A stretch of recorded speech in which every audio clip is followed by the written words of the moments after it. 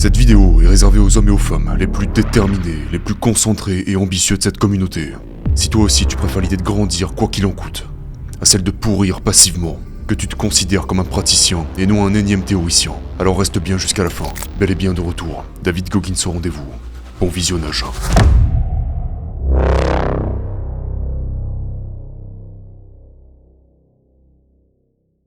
Est-ce que parfois tu te sens comme obligé de continuer à faire tout ça parce que constamment des gens sont en train de te regarder, t'écouter et s'inspirer de toi? À 100%. Je veux dire, sans ça j'aurais probablement pris ma retraite il y a longtemps. Mais je reçois ces emails de toutes ces personnes et c'est comme si ils vivaient à travers moi. Comme si leur force venait de ce qu'ils savent de ce que je fais. Il y a tellement de fois où je me lève et j'ai envie de me dire, c'est bon, je fais rien aujourd'hui. Et puis je me dis, il y a ce putain de Tommy là-bas.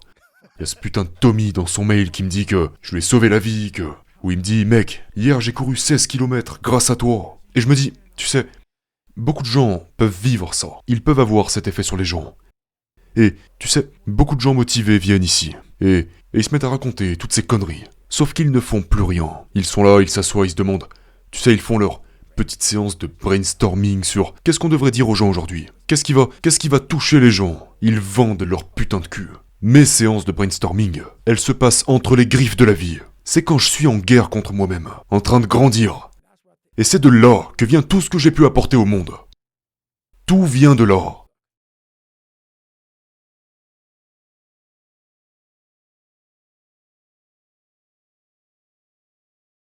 Je parle de ce concept que j'ai nommé « performer sans but ». Et tellement de gens ont besoin d'avoir une course en face d'eux, un objectif. Genre, j'ai besoin d'avoir une course en face de moi. J'ai besoin d'avoir quelque chose devant moi pour me pousser à bouger mon putain de cul et faire ce qui est nécessaire. Tout le monde recherche ce truc, ce but incroyable. Est-ce que c'est ça? Est-ce que c'est ça? Est-ce que c'est gagner une somme d'argent? Est-ce que c'est fonder une famille? Enfoiré, le but c'est toi-même. On oublie ça. Chaque matin je me réveille et je n'ai pas envie de faire ce que j'ai à faire. Sauf que je me dis, ok mec, est-ce que t'as envie d'être une salope aujourd'hui? Est-ce que tu veux te sentir comme une salope? Est-ce que t'as envie de traverser toute ta journée en sachant que tu pourrais mais que tu ne le fais pas? Donc il s'agit de performer sans le moindre but. Tu dois apprendre à te lever et à performer. Même quand tu n'as pas ton petit 5 km, ton petit 10 km, rien. Quand rien ne se trouve en face de toi et que ta vie est un désastre. Quand la vie t'a martelé et que tu te retrouves au fond du trou. Mais devine quoi, enfoiré? Tu te lèves et tu le fais quand même. Parce que quand ce moment viendra, et ce moment viendra, quand cet objectif sera là, tu seras prêt. Mais la plupart d'entre nous ne sont jamais prêts parce que nous ne savons pas comment performer sans même avoir cette putain de carotte dorée devant les yeux. Et donc on se retrouve coincé.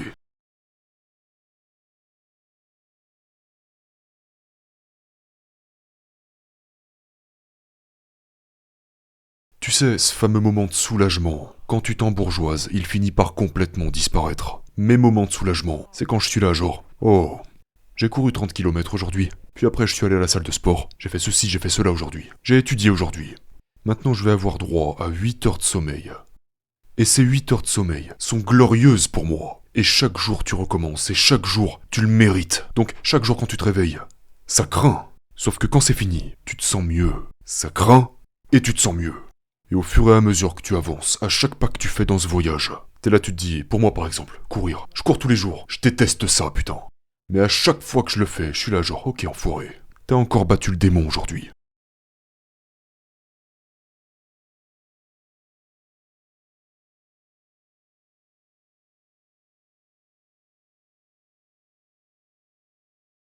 Les gens pensent que mes genoux se sont abîmés à force de courir. Et ils ont tort. Je ne suis pas né avec un alignement de corps parfait. Une super santé, tu sais, non, moi je suis arrivé avec la drépanocytose, toutes sortes de problèmes. Je suis arrivé avec toutes sortes de problèmes de santé. Mon corps a toujours été foutu. Donc, j'avais un choix à faire. Tu dis, ok, là ça fait mal, ça fait mal. Je pourrais juste m'asseoir et ne rien faire. Ou alors je pourrais bouger mon putain de cul et voir jusqu'où le corps humain est capable d'aller. Donc, au cours de ce voyage, alors que je commençais à me concentrer de plus en plus sur mon esprit et à réaliser que, même si je suis capable de faire ce que je fais, mon esprit devenait plus fort que mon corps, donc même si elle était affreuse, je fais ça depuis tellement longtemps que c'est comme si c'était devenu ma nouvelle norme. Genre, ok, mes genoux me font mal, rien à foutre. Et c'est littéralement une compétence que j'ai acquise. C'est que je suis toujours en train de me préparer à ne pas être une salope. Beaucoup de gens en arrivent à un point où, par exemple, si Jennifer ne peut pas faire quelque chose, si elle ne peut pas aller courir ou autre, ils se disent que quelque chose ne va pas. Même un détail, mais ça va les déranger. Je suis arrivé à un point dans ma vie où j'ai réalisé que c'est la vie. Et donc je passe à autre chose très rapidement. Les gens me demandent « Oh mon Dieu, mais qu'est-ce que tu vas faire David si tu ne peux plus courir ?»« Enfoiré, je vais nager !» Ou je vais aller à l'université, ou je vais faire autre chose. Je m'arrête pas à ça. Donc je suis très conscient de la rapidité par laquelle la vie peut te soustraire ce que t'as de plus précieux. Et je prépare constamment mon esprit au prochain chapitre. Et donc, ce qui s'est passé avec moi, c'est que j'ai commencé à faire ce truc de préchargement. Quand j'étais jeune, j'étais littéralement un petit merdeux. Tu sais, le genre de mec à dire « Oh putain, je suis pas assez bon. Je peux pas faire ci, je peux pas faire ça. » Mais dès que j'ai sorti ma tête de mon cul, j'ai rapidement réalisé « Bordel, je peux accomplir beaucoup de choses si tu commences à sérieusement bouger ton cul, à faire ce que tu n'as jamais fait et devenir ton propre coach. » J'ai commencé à précharger quelque chose. Et les gens me disent « Oh mon Dieu, mais t'as fait tellement de choses, tu n'as que 47 ans. » C'est parce que j'ai été conscient que la vie ne me donnerait rien gratuitement. Par exemple, mon CV militaire est bien rempli. J'ai fait beaucoup de choses dans l'armée. J'ai fait beaucoup de choses en dehors de l'armée. J'ai gagné de l'argent, j'ai participé à presque toutes les courses les plus difficiles au monde. J'ai battu le record du monde de traction, j'ai fait beaucoup de choses. Donc, quand ces mauvais moments arrivent, et pas seulement ça, mais aussi quand tu te bouges le cul pour réaliser beaucoup de choses, que tu te casses le cul maintenant pour pouvoir en profiter plus tard, tu prends un risque en faisant ça. Tu sais, tu ne vivras peut-être pas assez longtemps pour pouvoir en profiter.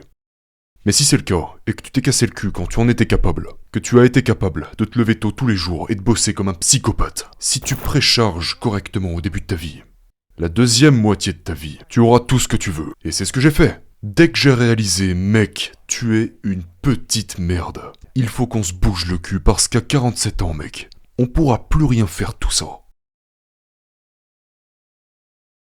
J'ai préchargé tout ça. J'ai l'argent dont j'ai besoin, j'ai le succès dont j'ai besoin, j'ai la détermination, la volonté, la fierté de moi-même. Et quand je me réveille chaque putain de matin, je sais qui je suis.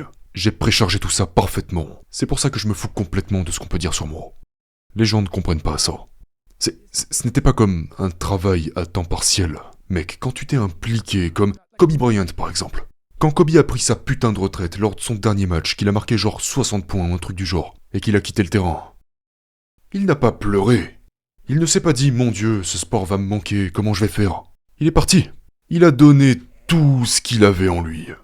Mec, quand tu t'impliques comme moi je me suis impliqué, et qu'après t'as des connards qui viennent te dire « Ouais, mais va te faire », tu n'as aucune putain d'idée de ce dont tu es en train de parler. C'est ce qui fait de moi ce que je suis. J'ai donné absolument tout ce que j'avais. Les gens qui te disent « Oh, mais t'as tellement donné, tu continues de courir alors que t'es blessé, t'es là avec des bandages sur tes tibias, blabla, t'as subi 2 opérations du cœur, et tu continues. » Ouais, bien sûr que je continue. J'ai un putain d'endroit où aller. J'avais un putain d'endroit où aller et j'y suis arrivé. Et quant à tous ces enfoirés qui viennent te dire « Tu devrais faire une pause maintenant. » T'es tellement abîmé. Mais tant que mes genoux fonctionnent au moins encore un petit peu, je dois courir. Et puis après, t'as des poignées de médecins qui viennent te dire « Monsieur, si vous continuez à courir, peut-être que vous ne pourrez plus jamais marcher de votre vie. » Ça me donne peut-être une excuse pour ne plus rien faire. Mais tant que je n'ai pas la meilleure excuse possible du monde, je dois le faire. J'ai donné tout ce que j'avais, j'ai fait tout ce que je pouvais faire pour être qui je suis. Et quand on donne tout, qu'on fait tout ce qu'on peut, on n'a aucun regret. Les gens ne m'ont pas compris, ils ne me comprennent toujours pas. J'en ai rien à foutre. Je sais exactement ce que je fais, je ne suis pas masochiste, je ne suis pas fou. Les gens essaient constamment de me cataloguer, de me mettre une étiquette. Non, j'avais une putain de mission à accomplir. J'ai étudié l'obscurité. Tu ne trouves aucune putain de réponse dans la lumière. Aucune. C'est trop joyeux, c'est trop beau. Et nous n'avons pas besoin que l'on nous apprenne à vivre dans le bonheur. Ça se fait naturellement. Mais qu'en est-il des moments sombres ?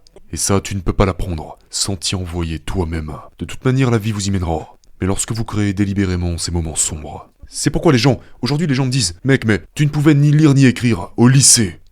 Comment es-tu capable d'écrire comme ça, mec ? Enfoiré !» Je me rends dans de tels endroits, dans mon esprit, et j'étudie les ténèbres. Comme si ce n'est pas juste physique. Quand j'étais enfant, et que je voyais ma mère se faire battre par mon père, que je me faisais battre, et que j'étais un petit gamin bègue, noir, dans une école entièrement blanche, que je passais au tableau et que je devais dire une seule ligne. une seule ligne devant 15 putains de personnes, et que je me mettais à pleurer parce que j'avais peur de bégayer. Toutes ces insécurités, toutes ces choses.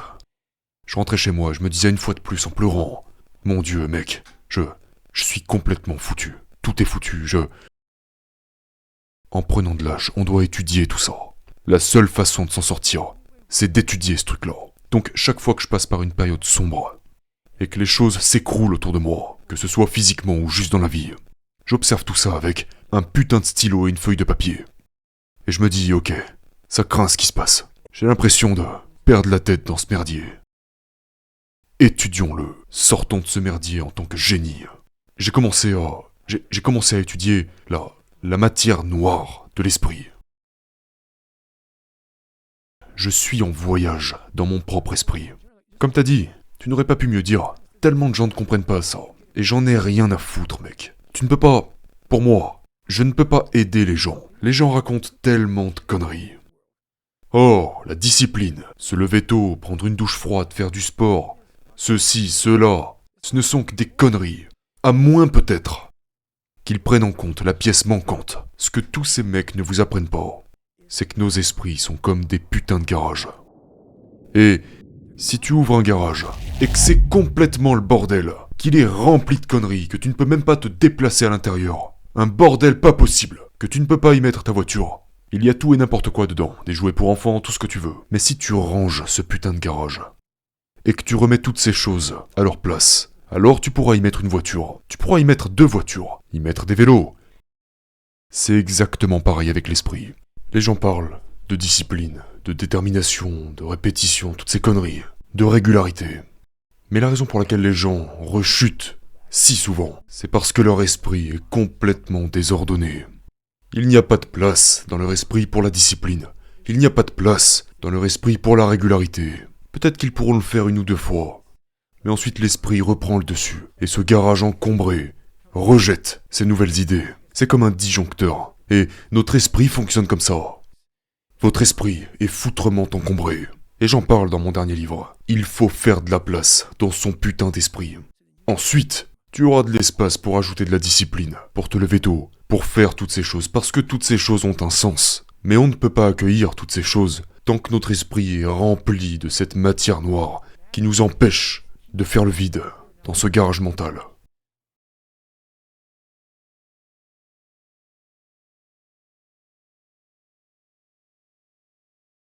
They don't know me, son. 18. They don't know me, son. Get it. They don't know 19. me, son. Yeah. 20. You got They don't some know more in me, you. son. 21. Yeah. Get it again. Come on. We want to see it. Good. 22. Who's gonna carry the boats and the logs? That's you, buddy. Come on. 23. Come on. 24. One more, David. Who's One more. gonna carry the boats? You're going to do it. You're going to do it. Chaque fois que je suis dans une mauvaise situation, je l'étudie. Et c'est la seule raison pour laquelle j'arrive à expliquer ça aux gens de cette manière. Je n'avais jamais pensé que j'allais finir par écrire des livres et essayer d'aider les gens à aller mieux. Mais je l'ai toujours fait pour moi-même, parce que je savais que j'étais misérable. Et donc, quand tu sais que tu essaies d'arriver quelque part, mais qu'en même temps tu sais que t'es misérable, que tu penses que tu es fondamentalement un moins que rien, eh bien, tu captures des photos mentales de ce qui t'arrive. Genre exactement comme tu pourrais être sur ton téléphone et te dire « Oh, je prends une capture d'écran de ce truc-là.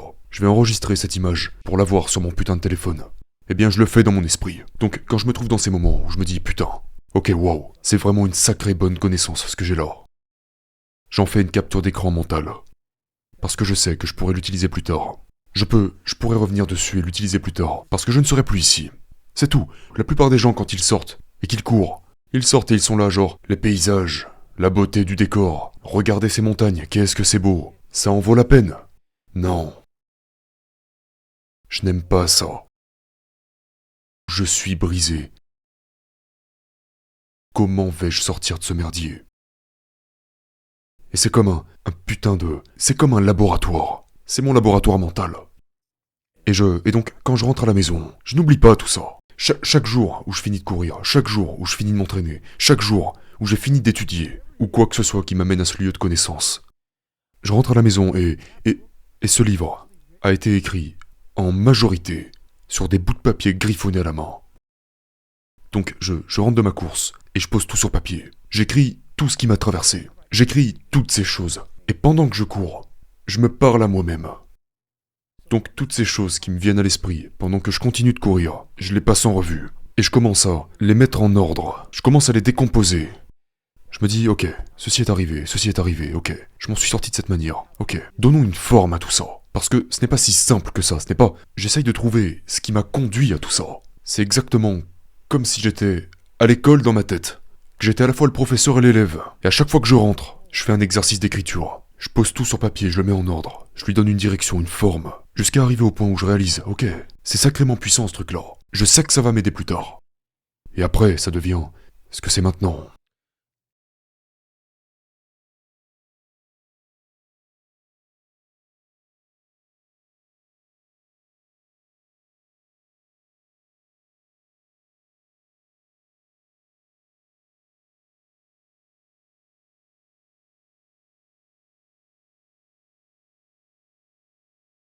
Mais le problème, c'est que la plupart des gens écrivent des livres depuis leur position actuelle. Ils écrivent de là où ils sont. Ils ont une putain de belle vie. Et ils écrivent depuis cette belle vie. Et ils s'adressent à des gens qui n'ont pas cette vie. Je n'écris pas de cet endroit. J'écris toujours de l'endroit qui a créé qui je suis. Je retourne à cet endroit. J'appelle ça le retour à zéro. Je ne peux pas écrire depuis la position du David Goggins actuel. Parce que le David Goggins actuel est une personne à succès. Et les gens veulent réussir à... Ils veulent ressentir ce que le succès peut représenter pour eux. Ils veulent ressentir ça. Donc je ne peux pas écrire depuis la position du David Goggins qui a réussi. Je dois écrire depuis la position du David Goggins qui était en train de se dire « Putain, je ne me sens vraiment pas bien dans ma peau. » Et chaque jour je traverse ce voyage. Donc voilà d'où ça vient. Ça vient de mon point de départ. Tous ces enseignements, toutes mes connaissances viennent de ce point de départ. Là où la vraie croissance était... La vraie croissance... Tu ne peux pas l'enseigner quand tu es enlisé dans une position de succès, parce que là il n'y a plus de croissance. Ou alors une infime croissance. Mais est-ce que tu te souviens, quand tu essayais de devenir le Joe Rogan d'aujourd'hui? Comment était ta croissance à ce moment-là? Une tonne de croissance, d'apprentissage, d'action, de remise en question. Donc je revisite toujours ça. C'est pourquoi je suis maintenant un putain de pompier forestier à côté. Pourquoi je suis un putain de pompier forestier? Je n'ai pas besoin de faire cette merde. Pas du tout. Mais je ne peux rien apprendre de là où je suis maintenant. Il n'y a pas de connaissances ici. Les connaissances se trouvent dans cette putain de boue, cette saleté. Donc c'est là-bas que je vais, et c'est là que j'apprends. Je retourne toujours aux fondamentaux. Je retourne toujours en première année.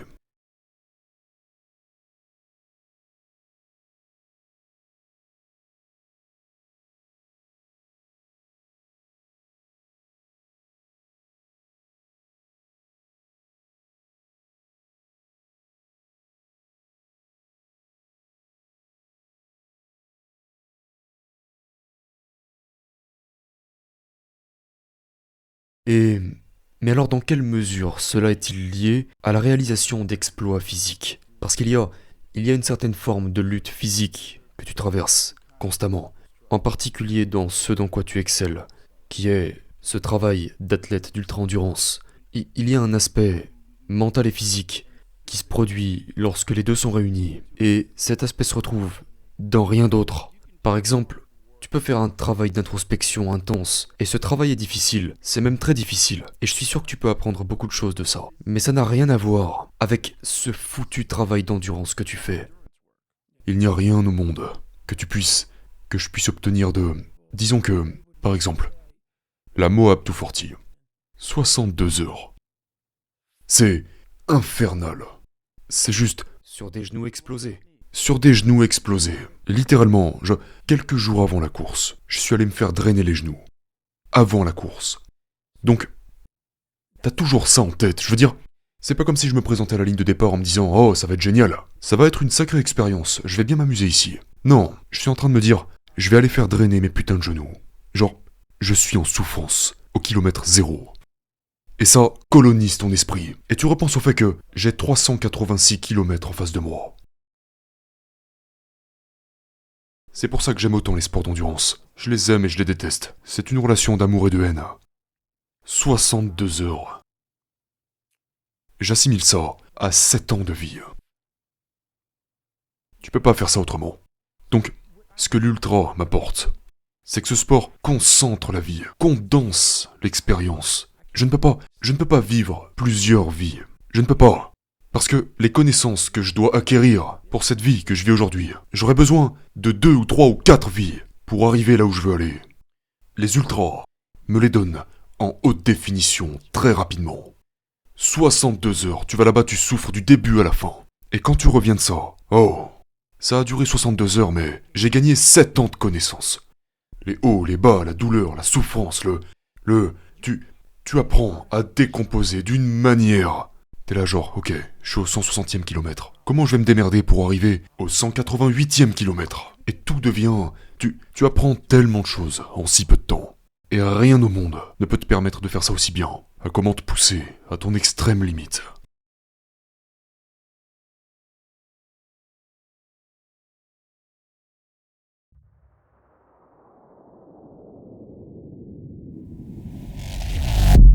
Les gens ont du talent. Les gens ont beaucoup de talent. Mais l'ultra va bien au-delà du talent. Donc, quand il n'y a plus de talent, qu'est-ce qui t'arrive? Qu'est-ce qui se passe? La plupart des gens abandonnent. Les gens ne se rendent qu'à leur niveau de talent. Et une fois que votre niveau de talent est épuisé, un jeu mental s'installe alors. Et la plupart des gens ne peuvent performer qu'à la hauteur de leur talent. Et ensuite ils se demandent, mec, pourquoi j'y arrive plus? Genre, pourquoi j'ai l'impression de stagner, de ne rencontrer plus que des obstacles? C'est parce que tu te bats qu'avec ton talent. Et après ça, ton esprit n'a plus rien pour toi. Plus rien pour toi. Je vois des combattants, je vois des coureurs, je vois des gens qui sont extraordinaires. Mais dès qu'ils arrivent à la limite de leur talent, ils sont là genre, putain mec, qu'est-ce qui se passe? Ce qui se passe mon gars, c'est que tu es arrivé au point où ton talent ne te mènera pas plus haut. Maintenant on entre dans le jeu mental. Et c'est là que les gens se perdent dans la vie. C'est là que les gens n'atteignent pas le niveau suivant. Et pour moi, ce niveau suivant se trouve dans les choses que je fais. Et c'est pour ça que je suis incompris. Et il n'y a rien de positif là-dedans. Sauf que quand on entraîne son esprit comme je le fais, on est juste prêt. Parce que pour commencer, je n'avais pas beaucoup de talent, si ce n'est aucun. Alors j'ai très rapidement dû entraîner autre chose. J'ai réalisé, tu ferais mieux d'entraîner ton putain d'esprit. Parce que tes réserves de talent vont très rapidement s'épuiser. Et quand les choses devenaient compliquées pour moi à l'époque, mon réflexe c'était de me dire c'est bon, j'abandonne. Je me retire. Ok, je dois inventer un homme qui est capable de continuer. Alors j'ai créé Goggins. J'ai inventé un enfoiré qui a réalisé « Nous ne sommes pas assez bons ». Sauf que Goggins s'est rendu mentalement inarrêtable. Et il a comme passe-temps favori de décapiter ses propres démons.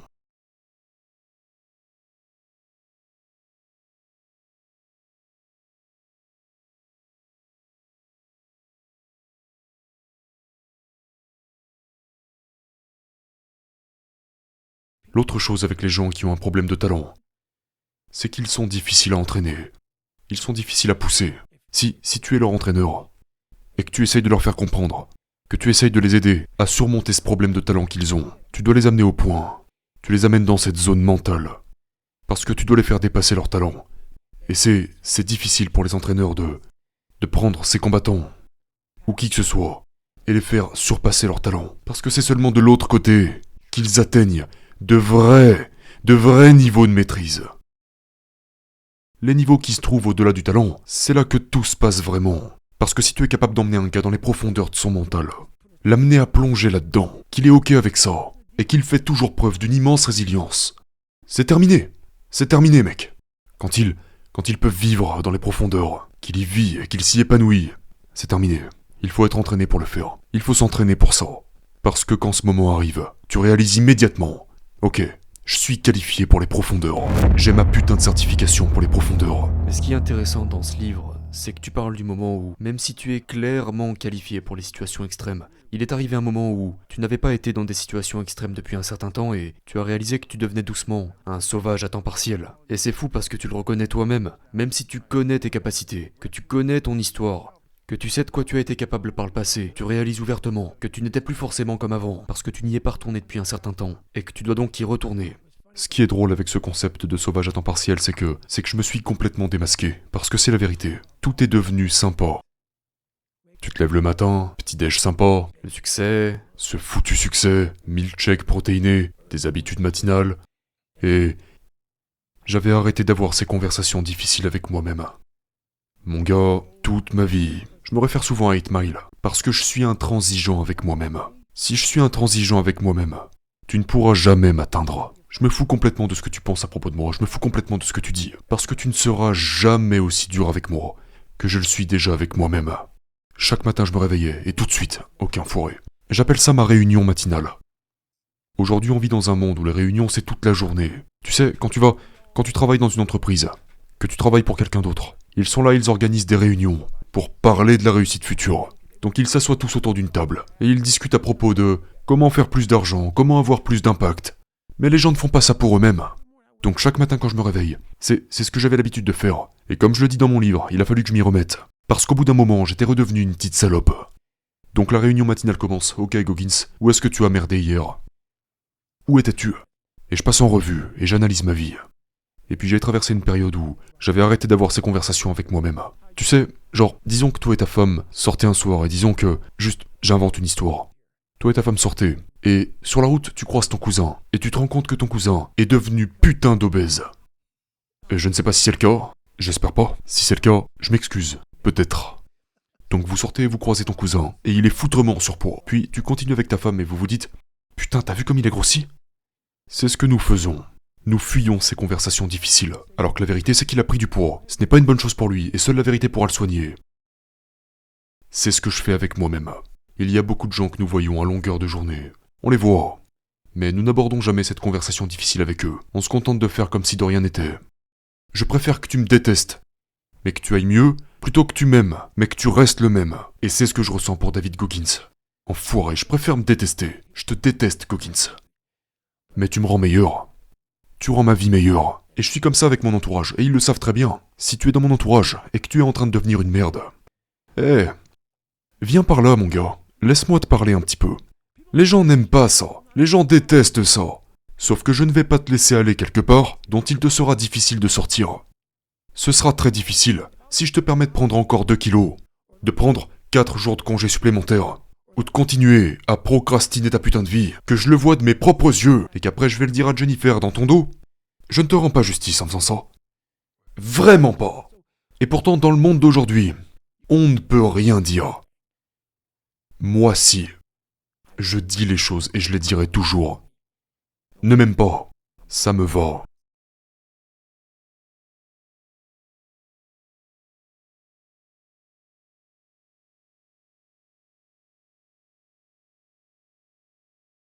Plus c'est difficile, plus les gens commencent à résister. Et plus les gens résistent, plus c'est le chaos sur Terre. Aujourd'hui, dire à quelqu'un qu'il est gros n'est pas bien vu du tout. J'étais gros. C'est pour ça que j'en parle. Vas-y, dis quelque chose enfoiré. Moi aussi j'étais gros. C'était vraiment dur de se lever tous les jours. Je sais ce que ça fait. Quand tu sors ton gros cul du lit et que tout ce que tu veux, c'est des putains de brioches au chocolat et toute cette merde. Un putain de milkshake au chocolat, je sais ce que c'est. Je sais exactement ce que c'est. Mais je ne peux pas le vouloir plus que toi. Et tellement de gens veulent juste le chemin le plus facile. Et donc ce qu'ils commencent à faire, c'est qu'ils construisent un récit, selon lequel c'est ok. Alors que le bon récit est celui selon lequel tu dois travailler foutrement plus dur. Tu dois mieux discipliner ton esprit. Nous devons aider les gens plus qu'en leur disant simplement que c'est ok. C'est ok que tu ne sois pas prêt à t'aider toi-même. Ce n'est pas ok. Ce n'est pas acceptable. Même si c'est ta vie et que tu penses que c'est acceptable, ce n'est pas acceptable. Et il y a beaucoup de gens dans ce monde, moi y compris, qui, si j'acceptais ça, ne seraient nulle part.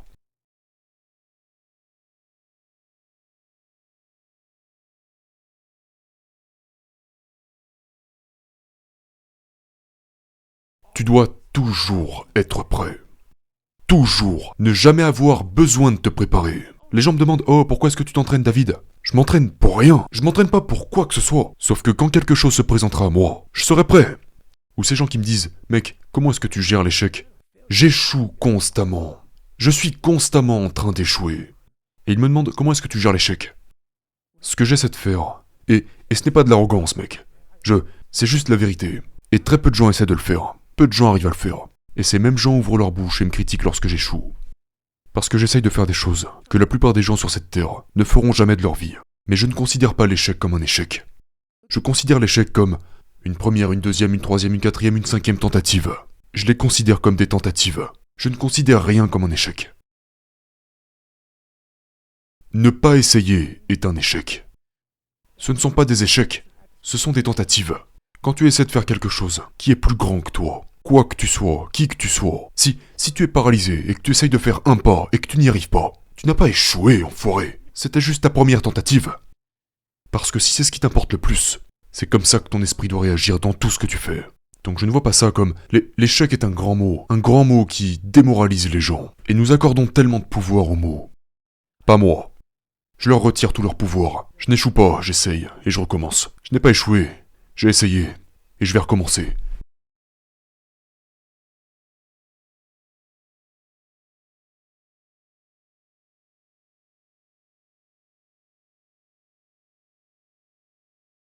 Les gens détestent ça. Moi j'adore ça. Et la raison pour laquelle les gens détestent ça, c'est juste ma propre théorie. C'est parce qu'ils ne l'ont pas encore vaincu. Voilà pourquoi.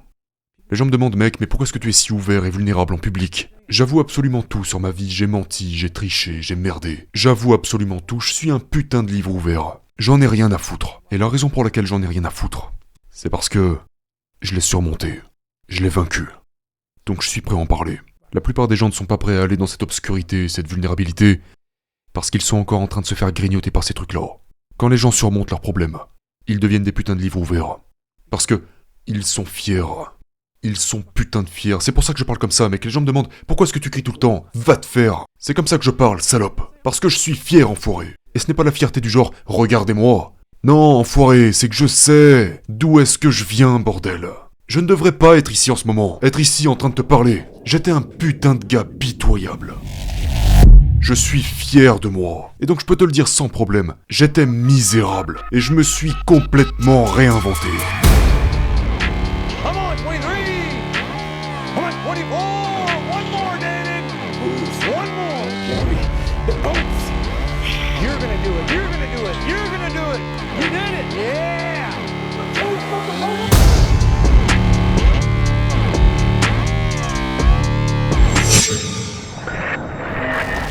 Si tu es resté jusque-là, j'ai une annonce pour toi. J'organise cet été les 2 prochaines classes de mon stage de transformation. Si tu sens avoir besoin d'un électrochoc, d'un déclic qui bouleverse ta vie, réserve ta place et rejoins-nous sur le terrain pour bientôt l'un des moments les plus fous de toute ta vie. Choisis ton format parmi les 4 durées proposées. 6 heures, 12 heures, 24 heures et 48 heures. 6 heures, c'est une initiation. 12 heures, c'est une bonne claque. 24 heures, c'est une révélation. 48 heures, une résurrection.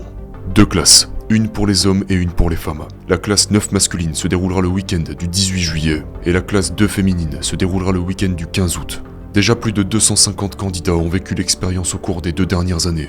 Si tu te le demandes, j'ai créé cet événement dans le but de permettre à n'importe qui de se métamorphoser mentalement au travers d'un programme impitoyable, pour ensuite réaliser tout ce qu'il ou elle a toujours voulu réaliser dans sa vie. Pour remercier les plus fidèles qui sont toujours devant cette vidéo, bénéficiez de 10% de réduction sur le billet d'entrée avec le code RÉSURRECTION en majuscule.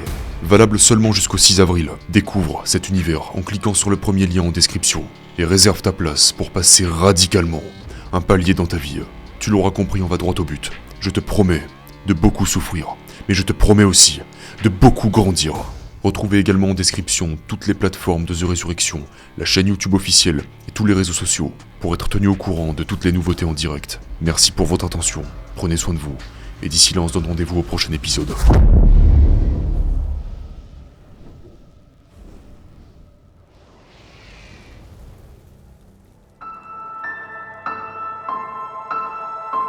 Assez effrayé parce que je sais pas à quoi m'attendre. J'ai essayé de faire le mieux, je viens de Belgique, donc c'était assez dur le trajet. Je cherchais mon plein potentiel. J'ai envie de débloquer des choses dans ma tête, je trouve que j'avance pas dans ma vie en fait. Je me rends pas compte de ce que ça va être, mais c'est pour me prouver que je peux vraiment accomplir des choses de fou. Je suis hyper content d'être là. J'ai hâte de fou malade. Je pouvais pas pour le camp 2, je pouvais pas pour le camp 3. Là, camp 4, aucune excuse, j'ai vu la vidéo sortir, j'ai pris mon ticket direct. Je me rassurais de voir qu'il y a des gens comme moi et ces gens-là, je les connais même pas. Et je me dis, il y a de l'espoir dans ce monde. Et franchement, ça fait trop plaisir de pouvoir rencontrer enfin Yannick. J'ai l'habitude de prendre des douches froides, mais je pense que le bain c'est autre chose. Alors j'ai eu peur. Ça fait un mois que je me chie dessus, c'est clair. On va souffrir, on va chialer peut-être, j'en sais rien, mais franchement j'ai trop hâte, vraiment. Je recherche à rencontrer déjà Yannick, beaucoup d'excitation, beaucoup de stress, mais surtout du stress à l'idée de le rencontrer. En fait, j'espère, comme dit Yannick, renaître de ce camp, donc je compte beaucoup dessus. Moi, j'aimerais beaucoup remonter l'estime de soi, avoir plus confiance en moi et me sentir plus capable de faire les choses de par mon passé et des épreuves que j'ai eues récemment. Qu'est-ce que je veux débloquer? Le regard des gens. Un petit sentiment de peur, d'adrénaline, À la fois de l'excitation, à la fois de la peur, un peu tout quoi. Mais je sais que ça va être incroyable. J'angoisse un peu parce que même si je suis un pratiquant de sport, je sais que ça va être énormément mental. Parfois, je sens que je ne vais pas au bout de moi-même. Ce camp, j'espère vraiment qu'il va m'aider dans le sens à être plus discipliné, à ne pas compter sur la motivation. Qu'est-ce que tu es venu chercher dans ce camp? Sortir encore plus de ma zone de confort, progresser. Je dirais pas que je suis confiante, mais je dirais en tout cas que je n'ai pas peur.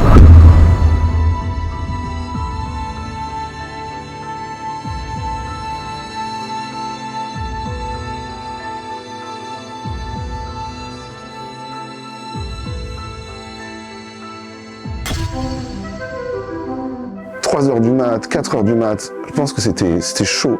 Et je suis hyper content d'être arrivé à la fin. Vraiment hyper content. C'est là, tu vois, là j'ai de la gratitude pour moi, la fierté. Juste envie de pleurer de gratitude, Yannick. Vraiment.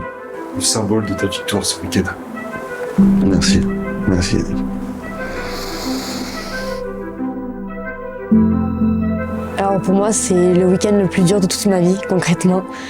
C'est vraiment des jours qui m'ont achevé, qui m'ont poussé au-delà de mes limites. Je pense qu'après ça, je me sentirai beaucoup plus forte. Et c'est même pas je pense, c'est sûr. Je le sens déjà. Donc ça m'a permis de me rendre compte que j'étais une femme très forte et que je vaux plus que certaines paroles ou certains mots. C'est première remise officielle. Merci. Ça va réussir ce que tu veux. Tu vas réussir. Pas trop bon.